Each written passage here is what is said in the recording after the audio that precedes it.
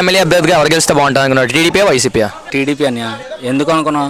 గణబాబు గారు చేసిన పనులు, ఈ ఆడార్ ఆనంద్, లేకపోతే ముందు వచ్చిన మల్లా విజయప్రసాద్, ఆ ముందున్న ఎవరో అనకాపల్లి నుంచి ఎవరినో తెచ్చారు కదా దాడి రత్నాకర్, ఎవ్వరు చేయలేని పనులు. 2 సార్లు మెజారిటీతో గెలిచాడంటే గణబాబు గారు ఏటో మనకు తెలుసు. ఎందుకు last time 2019 YSRCP fan fan fan ఒక్క ఛాన్స్ అన్నారు. ఎవరు గెలిచారు? మల్లా విజయప్రసాద్ ఎన్ని కోట్లు ఖర్చు పెట్టినా ఖర్చు పెట్టినా గణబాబు గారు గెలిచారు. ఎందుకు? 2014లో అతను చేసిన పనులు. అంతెందుకు గోపాలపట్నం వెళ్ళాం అనుకో, కొత్తపాలెం, గోపాలపట్నం, మరిపాలెం వెళ్ళాం, ఫిష్ మార్కెట్లు, మటన్ మార్కెట్లు సెపరేట్గా.